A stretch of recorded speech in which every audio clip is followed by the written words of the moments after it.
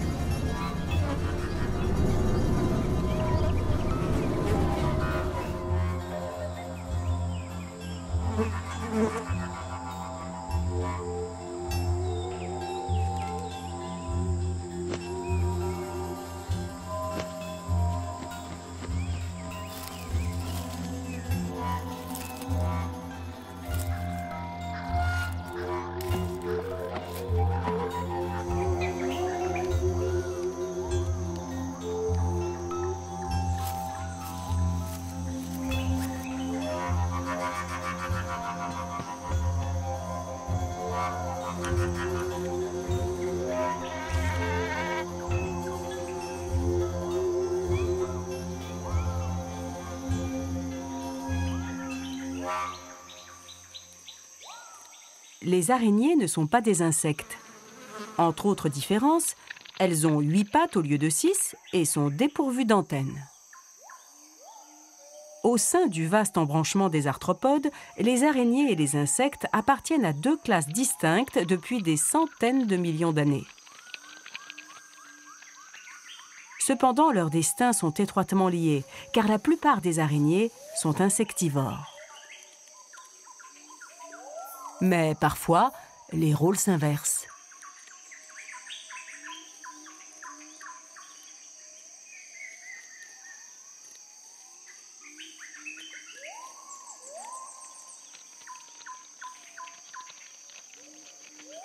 Les fourmis sont des animaux sociaux, ce qui leur donne une supériorité indéniable au sein de leur microcosme. En groupe, elles sont capables de tuer n'importe quelle araignée, quelle que soit sa taille. Les fourmis légionnaires sont particulièrement agressives.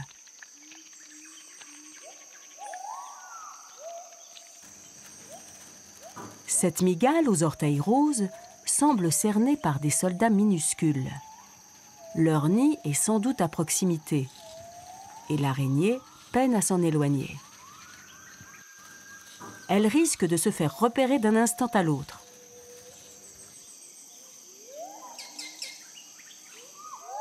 Même si la colonie n'est pas en train de chasser, elle pourrait se sentir menacée par l'araignée et l'attaquer sans hésiter. Bien des animaux plus gros et plus rapides succombent ainsi sous les assauts des fourmis légionnaires.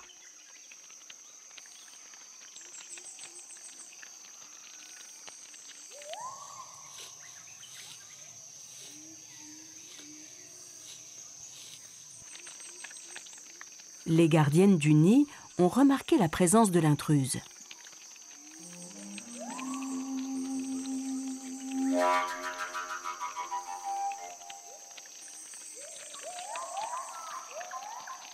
Heureusement pour elle, la mygale dispose de 2 systèmes de défense très efficaces. Les poils qui la recouvrent empêchent les mandibules des fourmis d'entamer facilement son exosquelette. Elle utilise en plus une tactique toute personnelle. Elle se transforme en statue.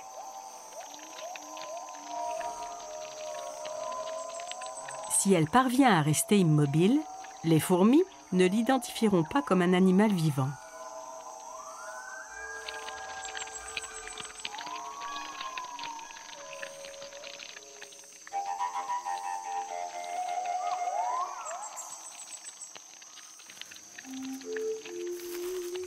Dès que ses attaquantes commencent à se désintéresser d'elle, la mygale s'enfuit à toutes pattes.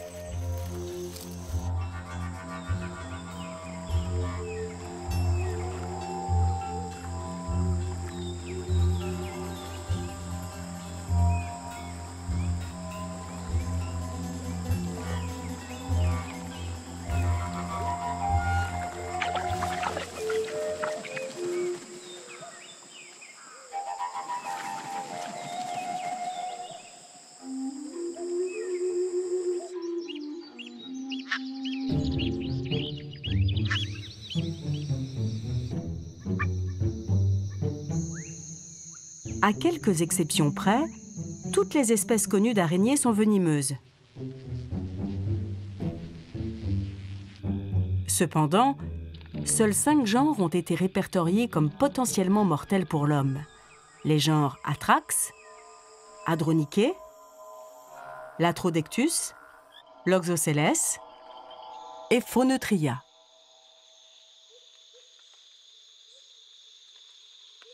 Il est difficile de déterminer quelle est l'espèce la plus dangereuse. Cette Phoneutria est surnommée l'araignée vagabonde du Brésil. Selon de nombreux chercheurs, elle détient le record du venin le plus toxique. Cela dit, quand elle mord pour se défendre, cette prédatrice n'injecte pas forcément de poison. Grâce à ses morsures sèches, elle économise son venin en le réservant exclusivement à la chasse.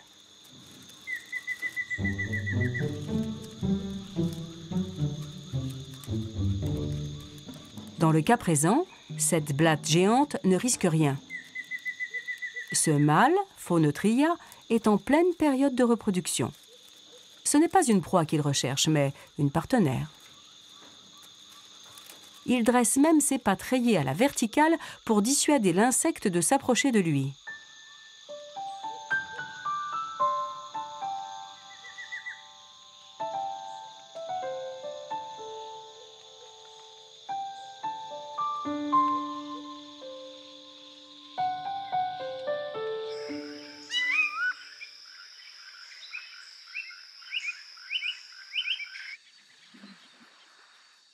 La Loxosceles laeta compte parmi les araignées les plus venimeuses.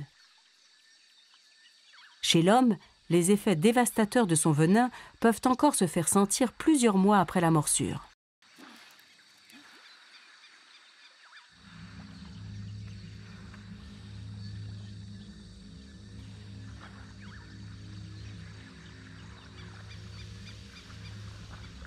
Présente presque partout dans le monde, elle vit souvent à proximité des habitations. Aussi appelée araignée violoniste ou recluse du Chili, elle est originaire d'Amérique du Sud.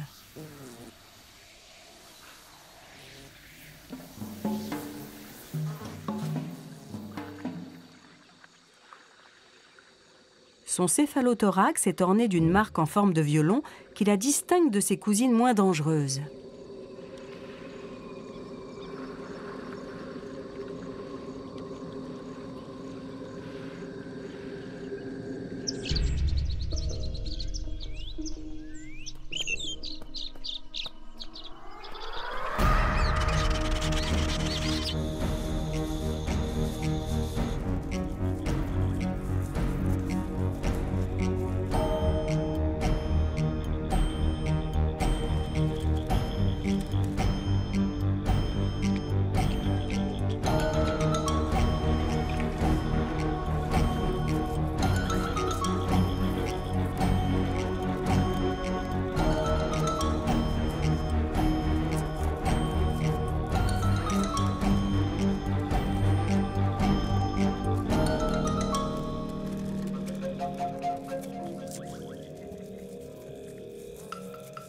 Les araignées les plus grosses n'ont pas besoin d'utiliser un venin très toxique.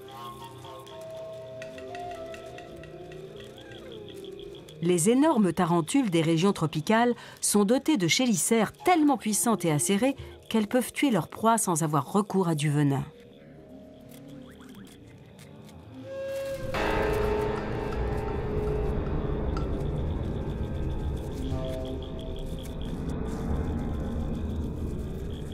Le liquide qu'elle leur injecte s'apparente plus à une enzyme digestive qu'à un poison mortel. Quand l'occasion se présente, ces araignées s'attaquent même à de petits vertébrés.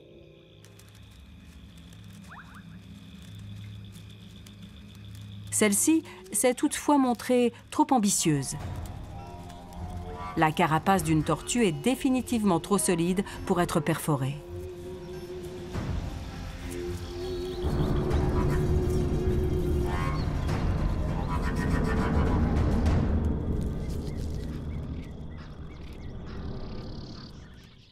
Parmi les quelques 40 000 espèces d'araignées connues à ce jour, presque toutes se nourrissent essentiellement d'insectes. Elles jouent un rôle écologique capital en préservant l'équilibre de notre écosystème.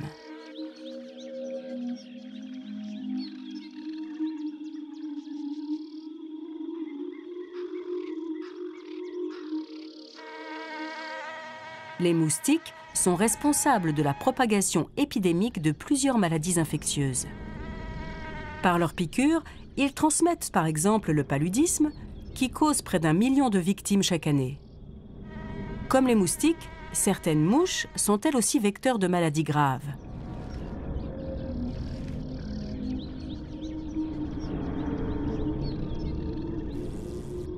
En mangeant des insectes, les araignées contribuent donc indirectement à la sauvegarde de l'espèce humaine.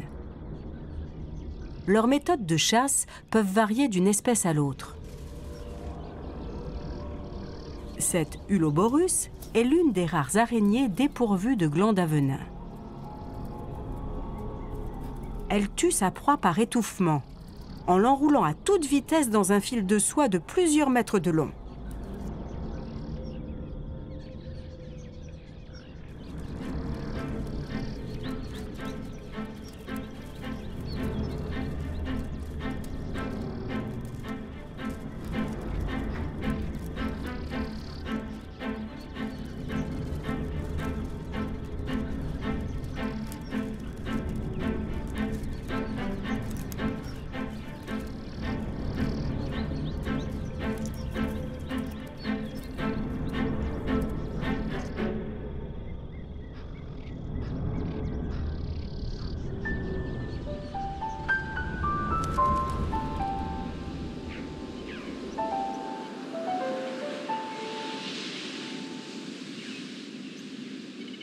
Voici la veuve noire d'Europe, l'Atrodectus tredecime guttatus. Certaines de ses cousines sont présentes en Amérique, en Afrique et en Australie.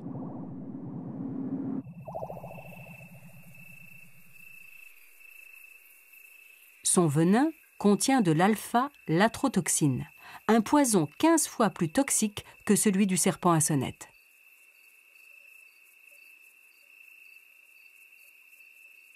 La veuve noire doit son nom à une sinistre habitude.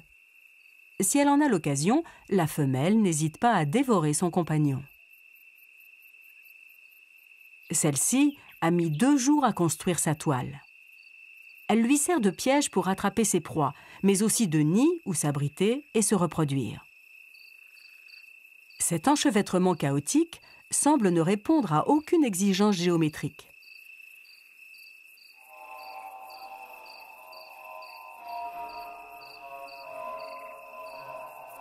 Un mâle s'approche, visiblement intéressé.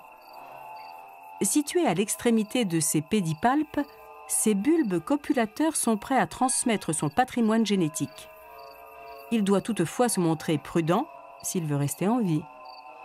Les mâles du genre Latrodectus survivent rarement à l'acte sexuel. Pourtant, ils ont développé des techniques surprenantes pour essayer d'échapper à leur destin tragique.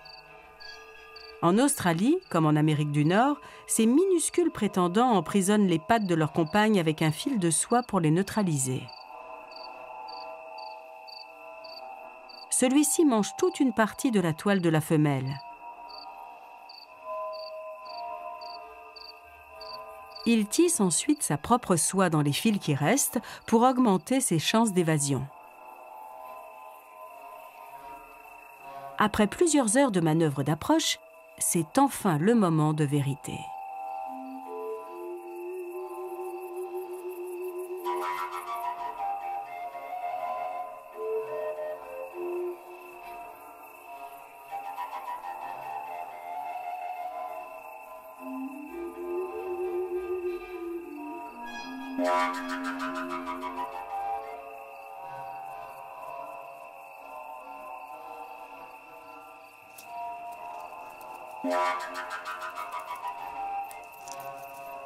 Manifestement, il a dû commettre une erreur quelque part.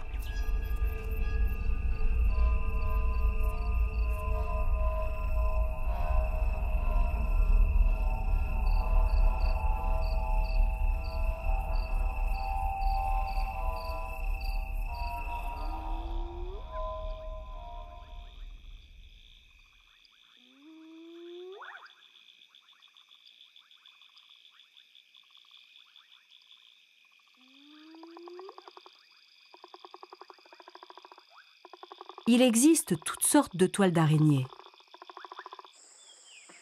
Au centre de celle-ci, l'animal a aligné ses victimes de manière à former une sorte de brindille.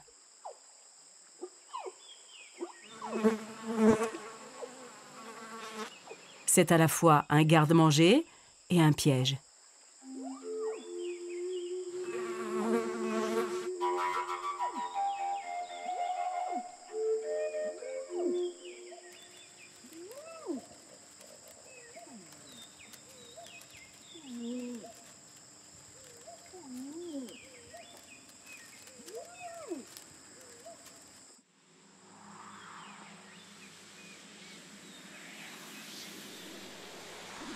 Même si les araignées n'ont pas d'ailes, les plus petites sont capables de voler.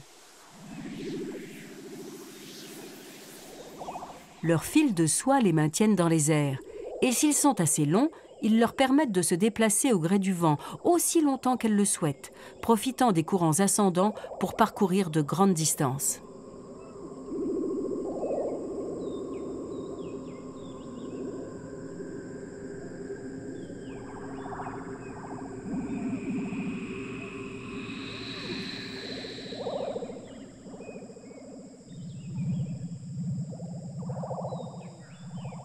Pour atterrir, il leur suffit de dévider leurs fils et de se laisser descendre jusqu'à la terre ferme.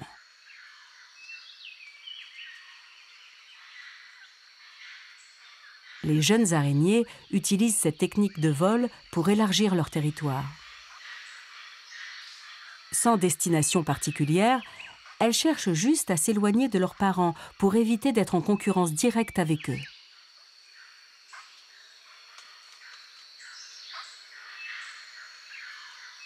Les compétences de pilote des araignées se résument au contrôle de leurs fils de soie. Les plus grandes se retrouvent parfois à manipuler des fils de plus de 5 mètres de long.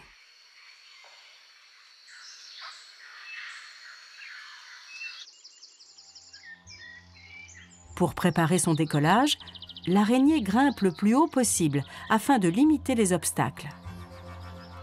Du haut de son promontoire, elle évalue la force du vent et la longueur de fil dont elle aura besoin.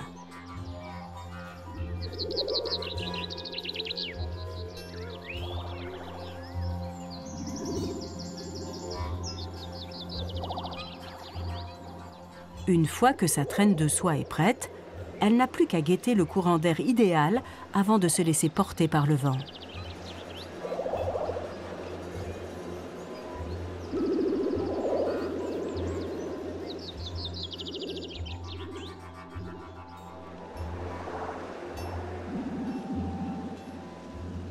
Les fils translucides qui restent attachés au sommet des rochers ou au bout des branches témoignent de leur utilisation comme plateforme de lancement.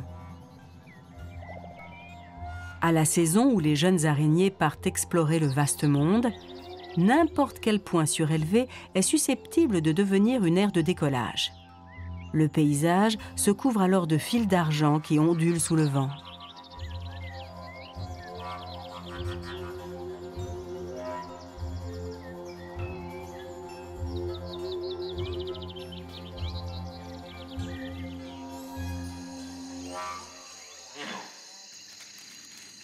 En plus d'être un accessoire indispensable pour voler ou pour chasser, la soie sécrétée par l'araignée est avant tout un matériau de construction unique en son genre. Il lui permet par exemple d'améliorer le trou sommaire où elle fait son nid.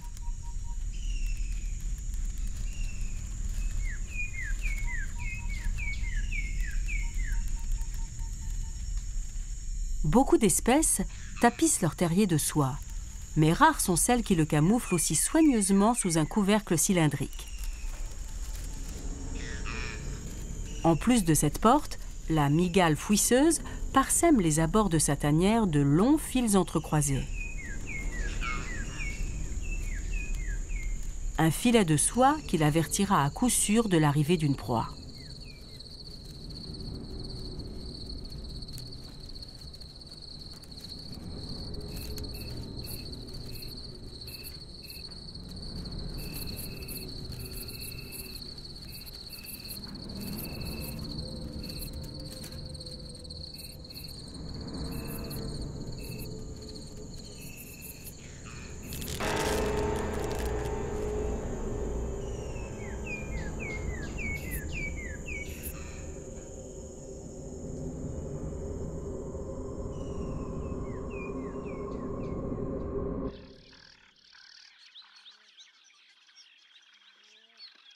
Cette araignée des sables appartient au genre Sicarius, un terme latin qui, dans l'Antiquité, désignait un assassin sans pitié.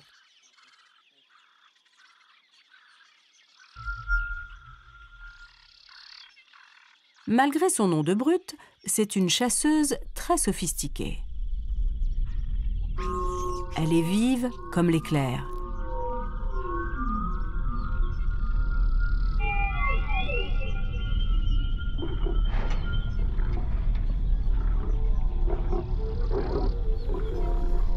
Et peut s'enfouir sous une fine couche de sable en quelques secondes.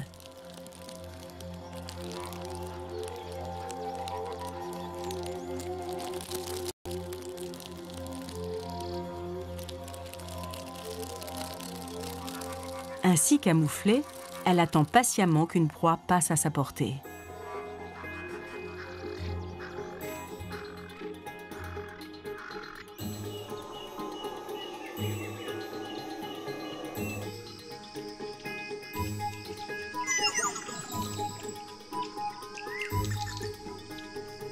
Les multiples talents des araignées n'ont pas fini de nous étonner. Ce sont des créatures complexes et essentielles à l'équilibre de notre écosystème. Mais il faut savoir dépasser les apparences pour les apprécier à leur juste valeur. Pour la plupart des gens, l'araignée n'est pas un animal plaisant à regarder. Elle n'est pas seulement dangereuse, elle est aussi assez laide. Mais la beauté n'est qu'un standard établi par l'homme, sur des critères qui deviennent absurdes quand il s'agit d'observer un être aussi différent de nous.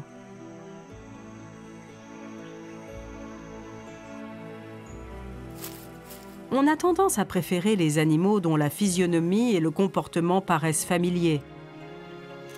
Il semble ainsi plus facile d'interpréter leur posture et leurs expressions. Regarder l'autre dans les yeux peut permettre de deviner ses intentions. Mais quand on observe une araignée de près, à première vue, on ne comprend pas grand-chose. Pourtant, nous partageons avec elle plusieurs points communs. Par exemple, nous avons résolu certains problèmes d'ordre biologique en trouvant les mêmes solutions qu'elle.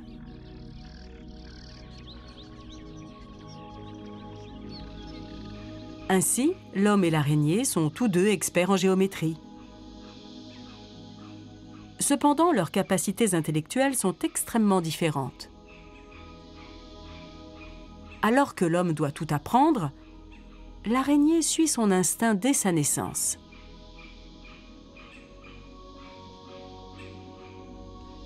Voici la toile d'une toute jeune araignée. Ce quasi-nouveau-né débute à peine dans l'art de la chasse. Contrairement à ce qu'on pourrait croire, il n'améliorera pas ses pièges en grandissant. Dès le départ, il tisse sa toile en suivant le manuel d'instructions que lui ont légué ses deux parents. Il en sera ainsi jusqu'à sa mort. S'il se débrouille bien, il pourra grandir et se reproduire. Dans le cas contraire, il mourra de faim.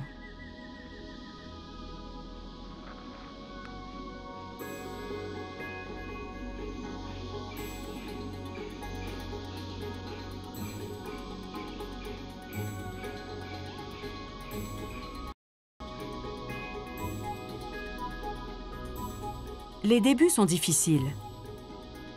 Cela n'a rien à voir avec l'agencement désordonné de sa toile. Au sein de son espèce, même les adultes suivent à peu près le même schéma de construction chaotique.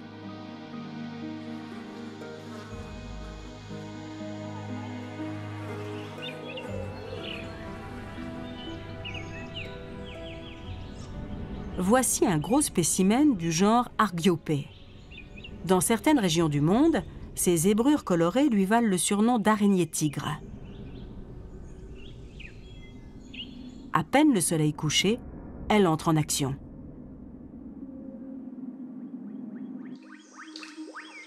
Elle doit se tisser une nouvelle toile. La précédente a duré 48 heures et lui a bien servi si l'on en juge par le ventre rebondi de l'animal. mais à présent, elle est trop délabrée pour être encore efficace. L'Argiope commence par manger les fils qui restent. La soie est un matériel biologique très coûteux à produire.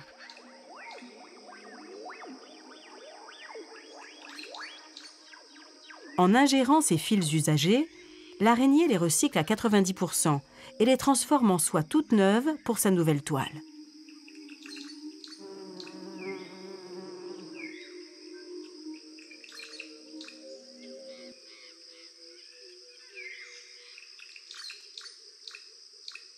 Dans un premier temps, elle met en place les grands fils qui délimiteront et supporteront l'édifice.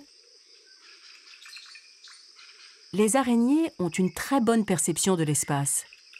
Elles sont capables de déterminer avec précision la surface maximale que peuvent offrir les points d'accroche disponibles autour d'elles.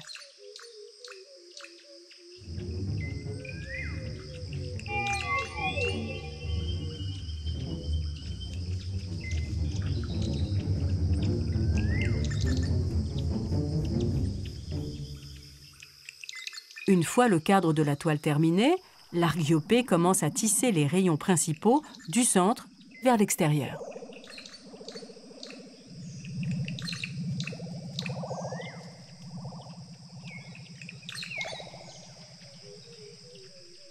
Contrairement aux autres, ces fils ne sont pas couverts de colle. Ils permettent à l'araignée d'aller d'un bout à l'autre de son piège sans se retrouver engluée.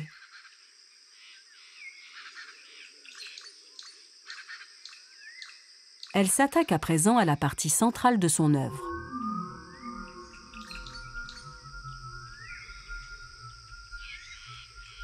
À l'aide d'une soie très fine et d'une technique toute particulière, elle tisse une sorte de coussin souple qui amortira les chocs et lui permettra de garder l'équilibre quand un insecte se prendra dans sa toile.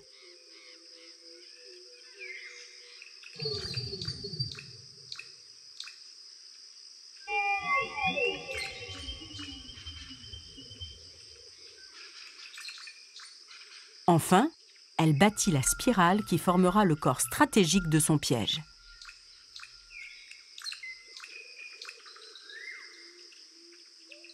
Les fils de cette spirale sont couverts de minuscules gouttes de glu, réparties à intervalles réguliers.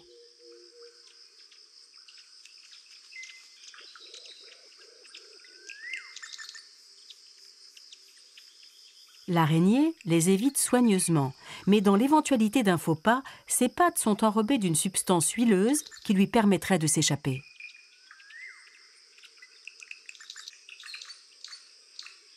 La taille des mailles de ce filet n'est pas choisie au hasard. L'Argiope détermine l'espace qui sépare les fils selon les proies qu'elle a rencontrées le plus souvent sur son territoire.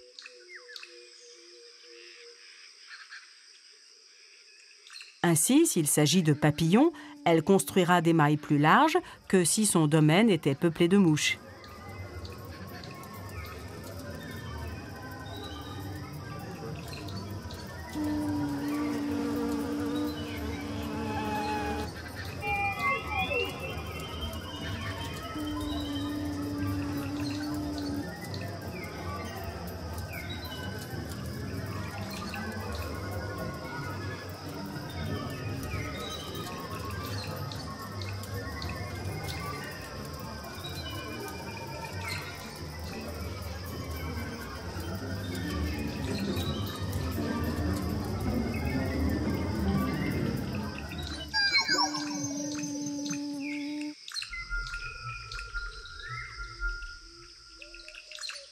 La soie, sécrétée par l'araignée, est une fibre de protéines à la fois élastique et résistante.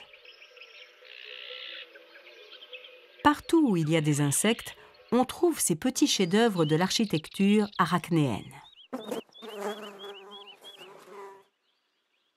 Des dizaines de milliers d'espèces utilisent les mêmes motifs géométriques pour construire leurs pièges. Mais dans la nature, rien n'est parfait, pas même les toiles d'araignée.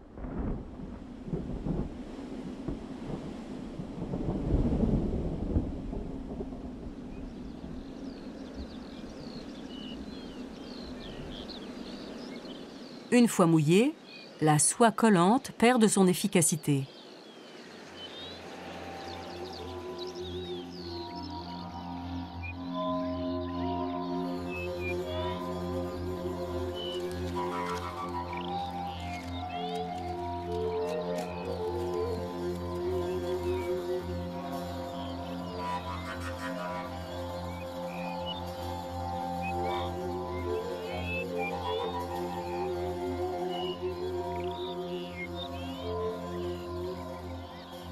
L'animal va devoir bâtir une nouvelle toile ou attendre que le soleil réapparaisse et sèche les fils de son piège. Mais rien ne garantit que le beau temps revienne de sitôt.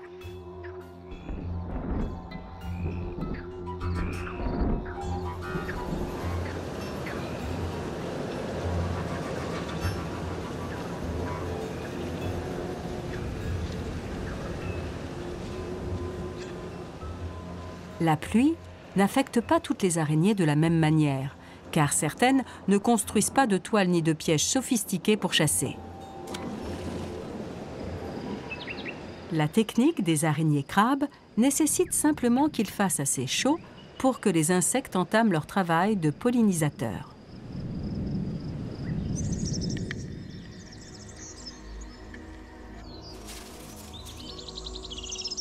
Ce ne sont pas des bâtisseuses. Elles se contentent d'utiliser les fleurs à la fois comme cachette et comme appât. Dissimulées par un camouflage assorti à la végétation qui les entoure, elles traquent leur proie en toute discrétion. Elles sont particulièrement puissantes et rapides, comme leur venin.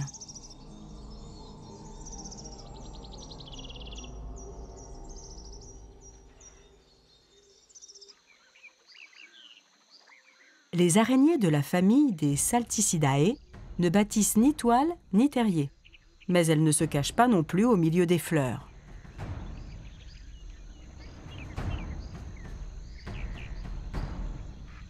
On les appelle araignées sauteuses, parce qu'elles attrapent leurs victimes en se jetant sur elles à la vitesse de l'éclair.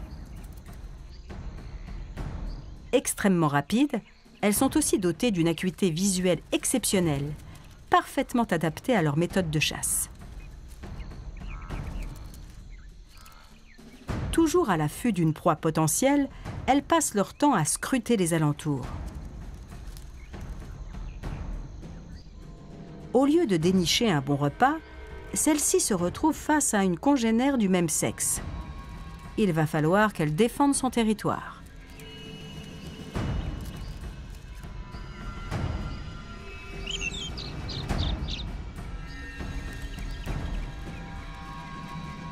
Son corps, sa tête et ses pattes sont couverts de peintures de guerre. Dans une tentative d'intimidation, elle lève ses pattes antérieures à la verticale pour paraître plus grande.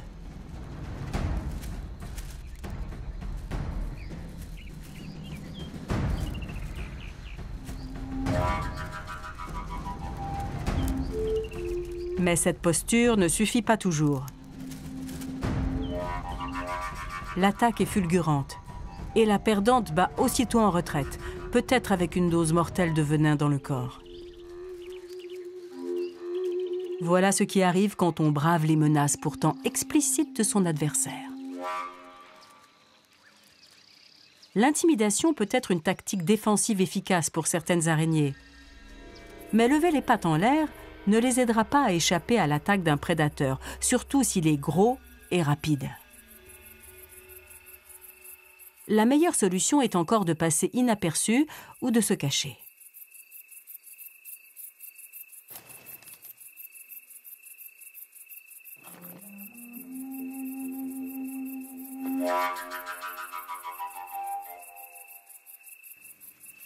Certaines espèces se dissimulent sous l'eau. Elles ont du même coup appris à vivre et à chasser dans le milieu aquatique.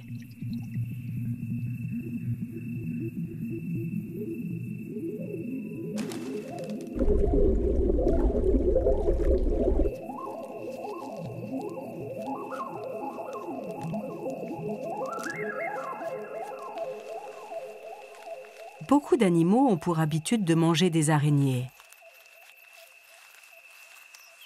Étant donné leur taille imposante, les tarentules sont très appréciées. Elles ont donc développé une arme redoutable qui leur évite même d'avoir à se cacher.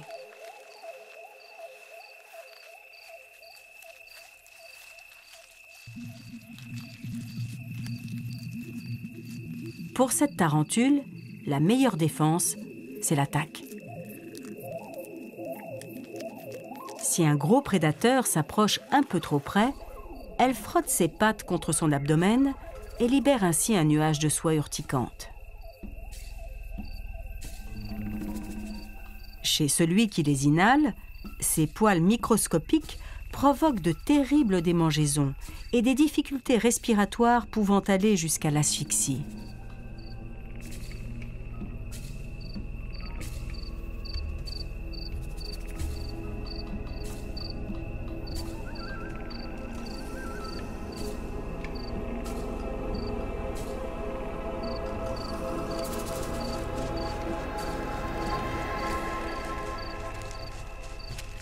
La tarentule est dotée d'une pilosité très abondante. Indispensable à sa survie, ses poils lui permettent entre autres de percevoir son environnement avec une grande précision. Par leur intermédiaire, elle capte et analyse toutes sortes d'éléments, tels des micro-courants d'air ou d'infimes impulsions électriques. Elle peut aussi repérer un éventuel compagnon et déterminer son humeur.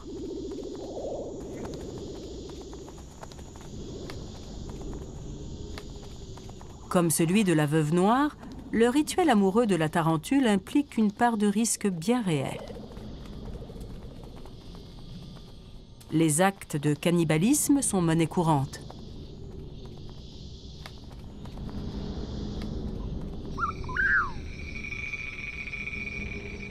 Quand deux tarentules se rencontrent, le stress est à son comble. Jusqu'à la pointe de leurs pattes, leurs poils hypersensibles se dressent à la verticale. En une fraction de seconde, un partenaire potentiel peut se transformer en prédateur ou en proie.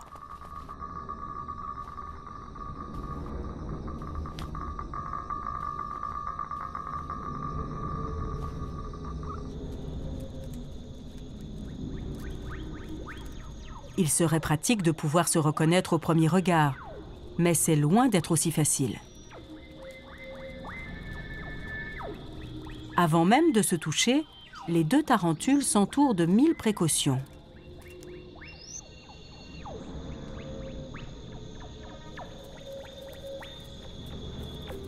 Elles commencent par marteler le sol de leurs pattes, une forme de communication qui leur permet de s'assurer que l'autre appartient à la même espèce. Une fois qu'elles ont établi qu'elles parlaient bien le même langage, elles peuvent évaluer leurs intentions respectives.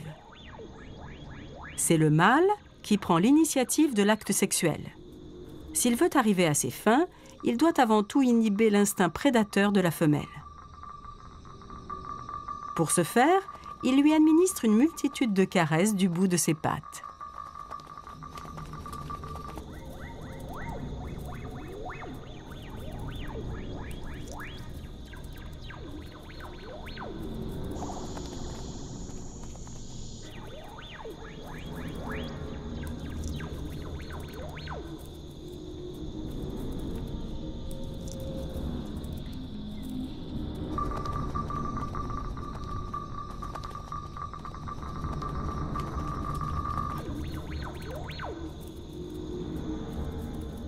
Ces tendres préliminaires ne l'empêchent pas de rester sur ses gardes et de bloquer les chélicères de sa partenaire pour éviter qu'elle ne l'attaque. La lenteur hypnotique de ses mouvements semble apaiser la femelle. Le but est de la garder immobile quelques instants, le temps pour lui de se glisser sous elle. À l'aide de ses pédipalpes, il doit déposer la petite poche de soie où il a stocké son sperme dans la fente génitale de sa compagne, sous son abdomen. Du bout de ses pédipalpes, il repère l'endroit stratégique. C'est le moment ou jamais.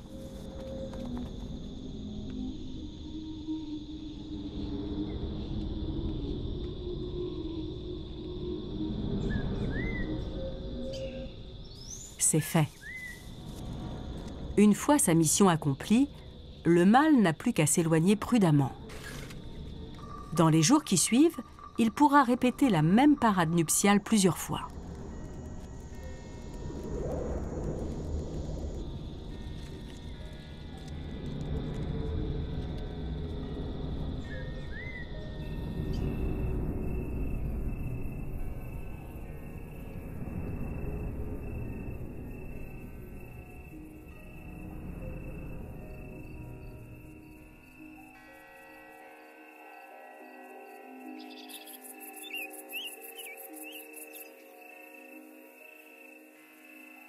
Généralement courte, la période comprise entre la fécondation et la ponte des œufs varie d'une famille d'araignées à l'autre. Toutes sont ovipares, c'est-à-dire que les embryons se développent dans les œufs à l'extérieur du corps de la femelle. On trouve cette araignée à longues pattes aux quatre coins du monde, dans les endroits sombres et humides.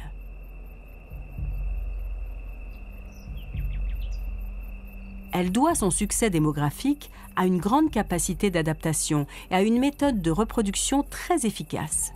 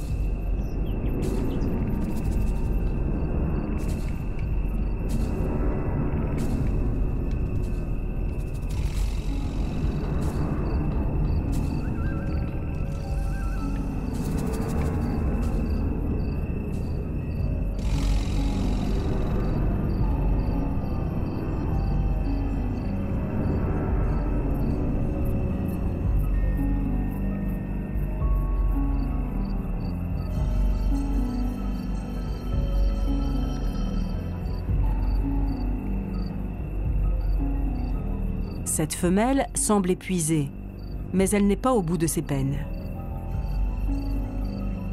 Après avoir pondu ses œufs dans un petit sac de soie, elle va devoir porter ce cocon entre ses chélicères pendant près d'1 mois. À aucun moment, elle ne pourra s'en séparer, ni pour manger, ni pour boire.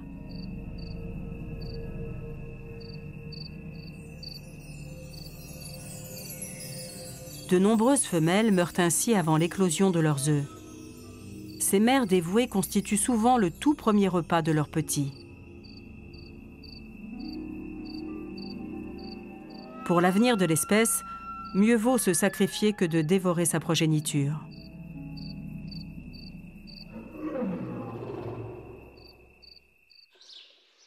Cette mère ne se contente pas de protéger ses œufs.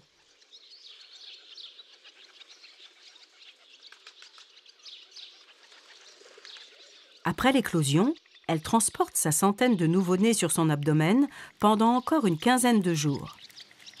Elle peut ainsi les défendre et leur offrir un début de vie plus facile.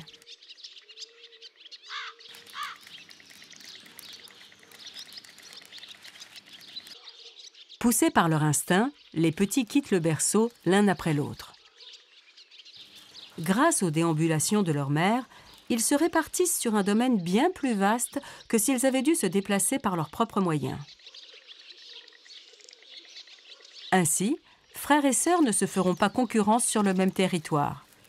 Et la femelle risque moins de croiser leur route une fois qu'ils auront grandi et oublié leur lien de filiation.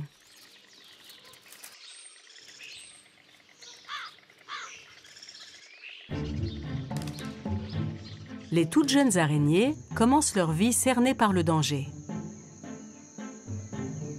La première menace vient souvent de leur propre mère, qui va vite ne plus les reconnaître comme ses descendants.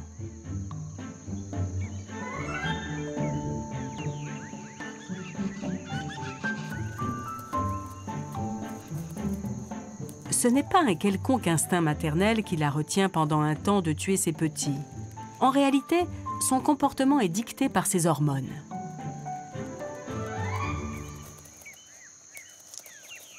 Celles-ci viennent temporairement inhiber ses sensations de faim et son instinct de prédatrice. Mais leurs effets commencent à s'estomper quelques jours après l'éclosion. Il est temps que la famille se sépare. Ces jeunes ne vont plus tarder à quitter leur mère. Ils sont prêts à suivre leur propre destin d'arachnides.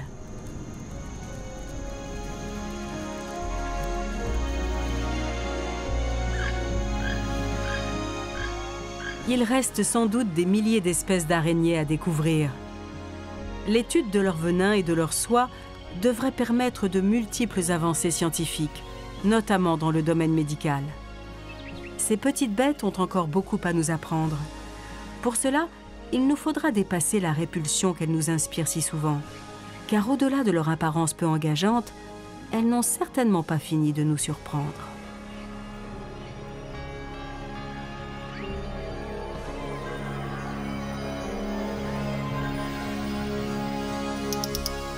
Dans un instant, embarquez sur le Queen Elizabeth pour un tour du monde et suivez les aventures du gentleman voyageur que voici